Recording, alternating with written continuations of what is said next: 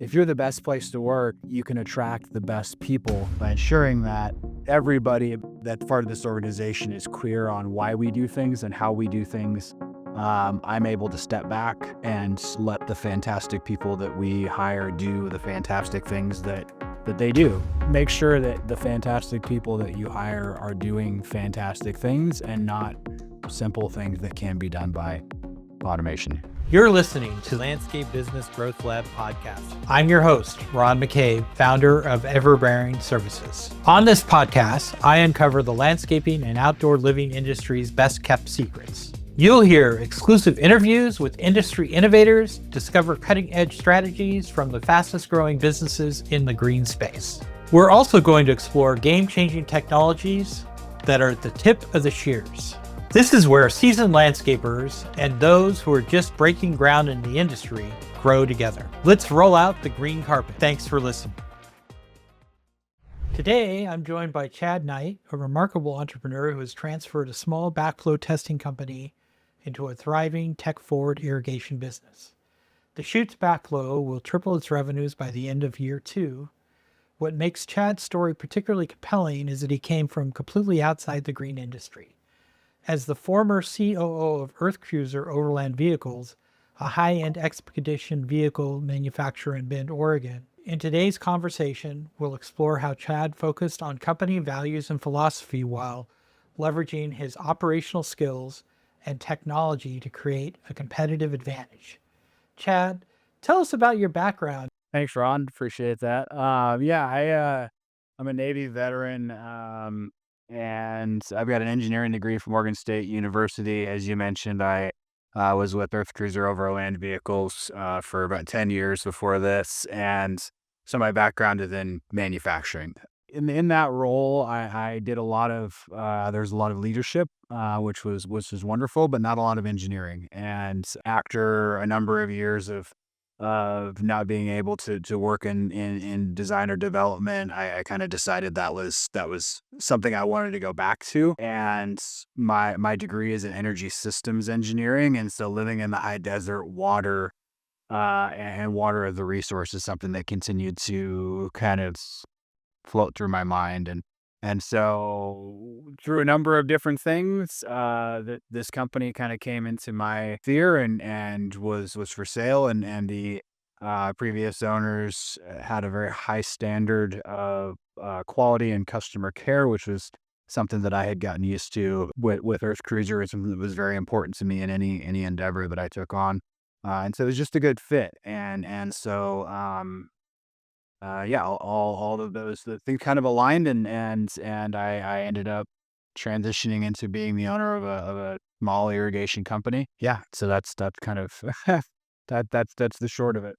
Great. Well, hey, can you tell me more about the Chutes backflow's organizational values and how they guided your decision making to date? Absolutely, and that's something we take very seriously, and something that I've kind of developed over my career is really identifying what your organizational values are, and then ensuring that they align with business direction. And once they've been really clearly defined, ensuring that you set your organizational processes and procedures up to permeate or align with those values in everything that you do. And so, for example, in the hiring process, if you're really clear on what your values are, then you're going to write job descriptions that embody those values, which is then going to attract people that have those values. And then you're going to make hiring decisions based on people that align with those values the best. And so, from the beginning, we defined the 4 values of the Chutes backflow is courage, excellence, growth, and team. And I think we've done a really good job ensuring that those values are talked about on a daily basis, that we review any kind of decisions that we're going to make, any kind of strategic direction that we're thinking about taking through the lens of those values, and then any mistakes that we make, any decisions that we feel like we should have made differently. We take a look at how that decision aligned with those values, and maybe where it didn't align with those values. And so I think that as an organization who who puts those things first, we are able to not only do the things that are important to us and make healthy decisions, but also we're able to create an organization that's very scalable, which is one of my first and foremost goals in coming into this business is creating a business that we can grow in a very healthy and sustainable way. And by focusing on values, like I said, not only do you hire people that align with who you are as an organization, but you also give them really clear parameters to be able to make decisions on their own. If I'm, if I need to be involved in every decision because I'm the owner, then clearly that's not a scalable system. And Right. so by ensuring that everybody that's part of this organization is clear on why we do things and how we do things, I'm able to step back and let the fantastic people that we hire do the fantastic things that they do, right? Because it's just a kind of this clear framework that they're able to operate within. And so it sounds like you've created some standard operating procedures or SOPs for people. Uh, have you engaged your team to create SOPs for you that you review? Um, how does that work? Yeah, I mean, it's kind of an iterative process that goes back and forth, right? So I'll throw something together based on how I think a process should work, and coming from this is one of the really interesting parts about this is that obviously I come from outside of this industry, and so there's a lot of things about the green industry that I don't know that the people that I work with that are part of the team know significantly more about, and so it's sometimes it's pretty silly for me to be writing SOPs because I'm probably the least experienced person in the room, and so, Right. it's a start. Like, I'll create a framework, and I will, we've got some templates and I'll kinda put down mm, what I think the process is gonna look like, and then I'll put it out to our people and get them to refine. Sometimes we'll operate, for a few weeks in the field on these procedures to find the challenges or find the places where they don't work, and then we'll revise and come to something that we can all be happy with as a start. However, things are always evolving because we're always looking to improve. We're always looking to increase efficiency. And so a process, as defined initially doesn't usually stay that way long because we're constantly finding better ways of doing things. So you're willing to kill it and kind of move on. And kind of related to that, what systems and process improvements have you made that has the biggest impact on your growth? Absolutely. Great question. Mostly it's technology that's allowed us to automate. We like to think of ourselves as a small elite team of professionals, and that's the kind of company that I've always wanted to have, and that's the kind of company that I want to maintain. And so when I say, we want to grow sustainably, what that means is we want to grow revenue and we want to grow margins, but we don't necessarily want to add a lot of people. We want to be the company that can accomplish really big things without needing to have a really big team because having a really big team affects your culture. Having a really big team affects the all things. And so because of that, we have to be highly efficient and we have to have processes that don't require people unless absolutely necessary. Finding ways to use software or applications to handle tasks that in this industry maybe traditionally are handled by a person. That's the key for us. From a marketing perspective and a lead generation perspective, customer management perspective, and then from what we were talking about a minute ago, SOPs, just making sure that where at all possible, we've designed and developed and then documented processes that have people doing the things that people should be doing and not doing the things that a computer can be doing. So kind of looking at it and kind of do more of this and less of that and kind of adjusting your priorities. Yeah. Yeah. We have incredible people that work here and they should be doing incredible things. Not repetitive tasks that can be handled by, a software system. Right, right. And so you use automation and you kind of work on efficiency, which makes sense with your operational background. And I like the idea of, the lean and mean team and really just focusing on getting A players and having less people. I think that's better for personal opinion, but I think that's better for everyone everyone involved. And so you've done some things that are a little different, which is cool. Uh, kind of what are the counterintuitive hiring and training decisions that you've made that maybe a traditional landscape business might consider risky? And I don't know if they're counterintuitive. I think that one of the advantages that I have, which is, can be a disadvantage too, but coming from outside of this industry and not knowing a lot of the ways that landscaping companies had operated when I came into it gave me a different perspective. And then with me, I brought how do manufacturing companies operate and how do engineers solve problems and how do they look at different challenges. And so, one thing that we do, well, like I said earlier, values driven, we hire first and foremost and 95% on values alignment. So when we're talking to potential candidates or when we're writing job descriptions, we're really clear on what's important to us. Like I said, team excellence, courage, and growth, right? Like we want people that not afraid to do new things, right? We want people that have the highest quality both workmanship and customer service standards. We want people that, are here to build and be a part of a fantastic team and put the team's need first before their own and fusing that into our hiring process and really focusing on that, we're able to attract and then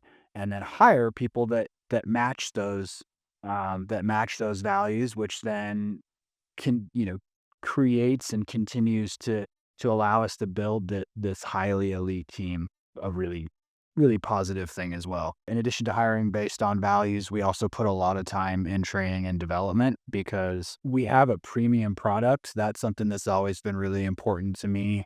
And that's coming from the overlanding industry. We had a very premium, very expensive, very high quality product, and there's a lot of advantages in a marketplace to being in that position. And so, coming into the irrigation industry, the company Deschutes Backflow, um, the previous owners had built exactly that, a very high quality brand, and so my job was to take that and scale it without losing any of that quality or customer perception, which allows us to, it just allows us to position ourselves in a way that gives us flexibility in pricing decisions and gives us flexibility when it comes to releasing new things into the market. It's a really strong position to be in an industry that can become saturated and can become full of we call backflow testing's a commodity for the most part, right? When you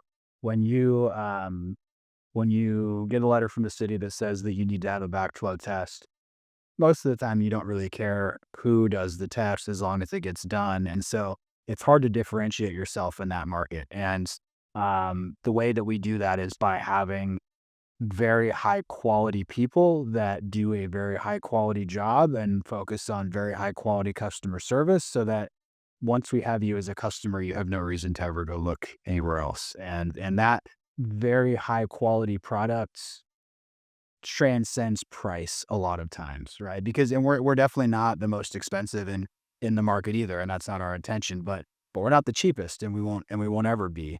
And our customers are willing to pay a little bit more for the level of quality and service that they get from us, and that is driven by the training process that we implement. In addition to that, we've again, I don't know if this is risky or non-traditional, but we prioritize problem solvers.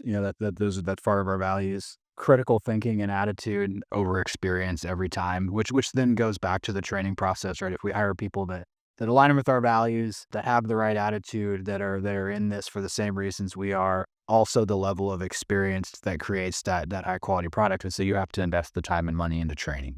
Right, right.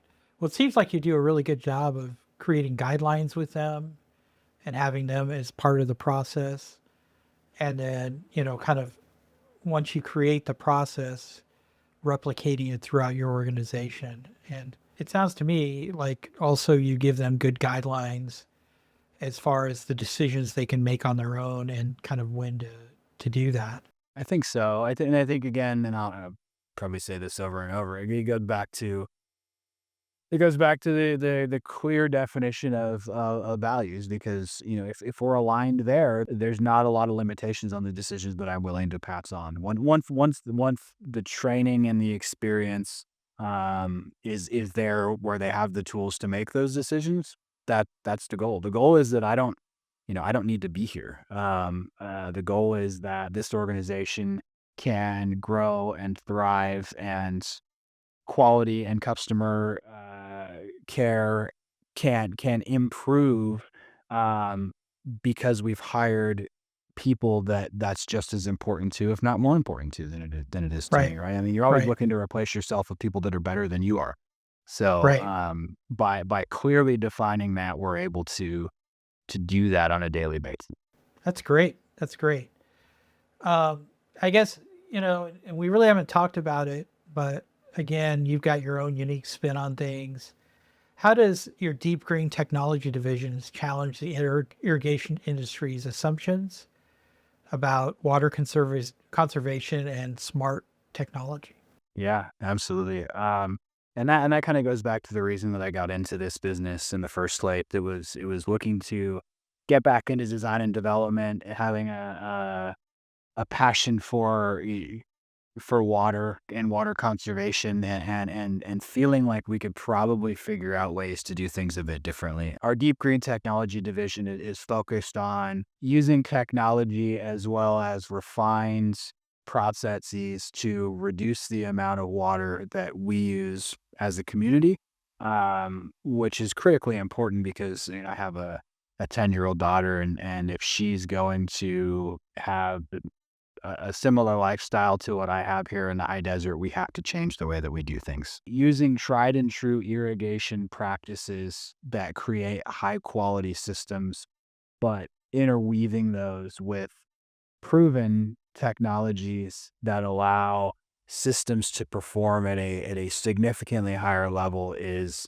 really what deep green technology is about. And we have both people who are trained and able to implement current technologies that are on the market, as well as, like I said, we're developers and designers. We're creating um, our own systems that we feel are going to help in that cause as well. And so aligning Deschutes backflow, the focus on quality and superior service, with deep green technology, where we're focused on those things as well, but in addition, bringing a conservation element to it is really what that's about. Okay. So, Chad, maybe what I can do is say, there's been recent, we're experiencing recent wildfire. We've had recent wildfires all across the US. Hmm. Palisades is one that comes to mind.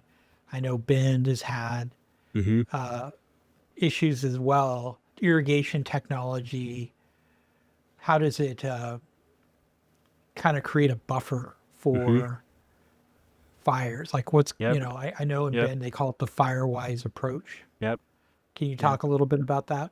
It's a really important conversation because I feel like traditionally you have a water wise approach and then you have a fire wise approach, and they don't necessarily align. That's one of the things that as a company we're really working on doing, is to provide fire prevention services as well. I mean, it's not one of our values necessarily, but one of those things that has always been really important to this company, and kind of, I think, permeates the culture, is protection, right? Like as a backflow testing company, we protect people from contaminants in their water. We make sure that the water that you're drinking or that you're giving to your grandkid when they're over at your house is clean.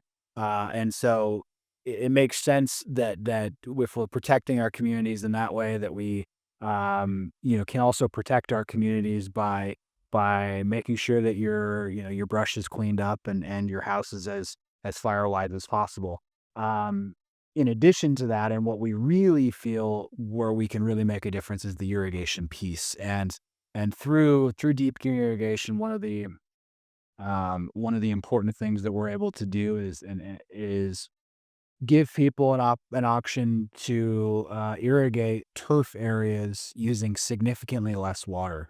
That's really important because one of the solutions for water wise communities for a long time has been to remove turf, and of course that does reduce water usage, but unfortunately it also creates opportunities because a lot of times it's just replaced by mulch, and as fires move through landscape and embers blow out of fires, mulch is something that's pretty easy to light off. And so those lush green spaces around your home are one of the best deterrents to wildfire. And so we feel like by giving people an option and the opportunity to keep some of their useful turf area and also feel really good about their water usage, we're also helping to align water-wise landscapes with fire-wise landscapes. That's great. Well, and it improves their natural environment, and really the trade-off has been water. Mhm, And if you can solve that, and it sounds like you've got some good solutions in that area, mhm. it creates a better environment. It's safer as far as fires, and it's better for everyone. Yeah, yeah. Yeah, from a heat reflection standpoint, bugs and wildlife and air quality and just enjoyment, visually appealing landscapes, green grass adds a lot to an overall picture, right? It's not the only solution, and there should be diversity, and there should be areas that don't have grass, absolutely. But it is a piece of a healthy picture, I believe. We Right. believe. Right. So we've talked a lot about how you're innovating and changing things. You're delivering, a service that some people would say is a commodity, but in a premium way. Hmm. And, you're enabling your teams and implementing automation. Um, with all this change and irrigation, everything that's coming out, what do you feel like is going to separate a thriving irrigation business from the dying ones in the next 5 years? Like, why do you think you're going to hit it out of the park? And what is the change that people need to make if they want to thrive in this competitive environment? Yeah, there's a couple things, and I mean, I'm a bit biased, based on the things that we've talked about, obviously, but also living in this community, we have some specific challenges that I feel like companies in this area are going to have to overcome to be successful. And so I'll talk to that, which may not apply in other areas, but labor is a really big one. Even or especially in the manufacturing worlds, labor in this area has always been really challenging to find skilled labor. And then post COVID, it's even more difficult. And so I think that companies that can again automate, remove tasks and jobs that used to require people, and create systems that lower the requirement for that skilled labor. That's how you're going to survive, because I don't see it getting any easier to find skilled labor in this area. Well, And no, if everybody tells me it's getting harder. Yeah. Yeah, I mean, and if you're looking to grow from a financial perspective, right, and not only if it keeps getting harder, it also keeps getting expensive, right? Supply and demand. And Right. so, you continue to watch your margins shrink as you need to pay people more, which is you should pay people more. I mean, that's why it's so hard in this area, because the cost of living is so high. And so, it's really challenging to find people that can afford to live here and can do that work. And so, we should pay more. Our goal is to be a small elite team of professionals where, because we're small, I can afford to pay people at the absolute top tier of position, um, while still having reasonable margins of the company, because we've automated everything else and I don't have to have any more labor than I need. And so I think from just an operating perspective, just to be able to get work done in the next 5 years, you're going to need to reduce the amount of labor required to run your business. But I also think from a financial perspective, it's going to be critical to be able to keep the margins that you need to survive and to thrive. And then number two is the conservation focus. I think, I mean, in the irrigation industry specifically, we continue to see additional government city-driven mandates around water usage in the Southwest. You've seen this for years already. I don't see any reason why we won't continue to see more restrictions on water usage, more restrictions on the type of equipment we can install. Honestly, I feel like it's the right thing to do. Like I said, I think that we need to um, change the way that we look at residential and commercial irrigation because we have to make some changes if we're going to sustain the quality of living that we have. And so I think as a company, in order to be successful, that has to be a focus, not just because the restriction, but because I think customers are going to demand that. I mean, people are already shifting mentality, and people, for years have been looking to upgrade to high efficiency irrigation equipment, and it's important to customers. And so as those challenges continue to increase, I think it's just going to get more and more important. And if you have a company and a brand that is aligned with that, I think you're going to be much more successful. Yeah, no, that makes sense to me, and it certainly seems like that's where things are going, and I think that creates a lot of opportunity for people, but it also has some inherent challenges, and Yeah. so it sounds like you're doing a lot to address that, you know, as this becomes more and more of an issue. I like to think so. I mean, we talk a little bit about how it's easy to do the same thing we've always done. And this is not just in the irrigation industry, it's in all industries, but people don't like to change. And so if what you've been doing is still acceptable to the customer base, and you're able to generate business by doing it, why do it any differently? It costs money to change. It's challenging, right? But I feel like we're seeing this transition coming, and we're spending that money and putting in that effort now to get ahead of it. And I think by doing the hard things, which is what I like to think we do as a company, solving the hard problems, we're going to put ourselves in a position to be on the forefront of that wave that is on its way. Right, right. Well, Chad, as we kind of wrap up, you've had a lot of insights you've provided to us today. And so, kind of, here's my question. If you could only give one piece of advice to a landscape business owner from your journey, what fundamentally should they change on their trajectory? What would fundamentally change? I think it's always been people, and from a few different angles, right? Like we talked about reducing the number of people you need through automation. That's a part of it.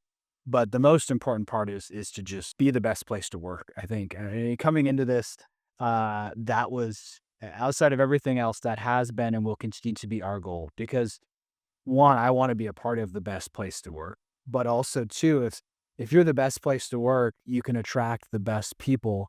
You immediately have a competitive advantage that is I think probably one of the most important ones that you can have. Um, and so do what you need to do to clarify your vision and your values, so that you find people that align with those. Because if they don't align with them, that doesn't mean that they're wrong. It's just they're not the right fit for you. And so if you can be really crystal clear on where you're going and how you're going to get there, you can find people that want to go in the same direction, and then you can multiply your efforts and create, where they said it's more than the sum of its parts, right? It's more than one plus one. And I think that's what we do when we find people who are fundamentally aligned with our values and our vision and our organization. So yeah, focus on people. Be the best place to work. That's how you weather the coming challenges with labor in this industry and multiple other industries. And then make sure that the fantastic people that you hire are doing fantastic things and not simple things that can be done by automation. So, Chad, thank you. Any of you want to learn more about Chad's innovations at deschutes.backflow.com or reach him directly at chad@deepgreenirrigation.com. That's a wrap on today's episode of Landscape Business Growth Lab podcast. I hope you picked up some fresh ideas to help your business grow. Remember, growth doesn't happen overnight. It takes the right tools, strategies, and consistent cultivation. If you found value in today's show, subscribe, leave us a 5-star review. Share this episode with a fellow green industry professional who's ready to level up. For more resources, show notes, and exclusive content, visit us at landscapebusinessgrowthlab.com. And if you want to connect directly, you can find me at Everbearing Services. Until next time, I'm Ron McCabe, reminding you to keep your tools sharp and your mindset sharper. Now get out there and grow something great.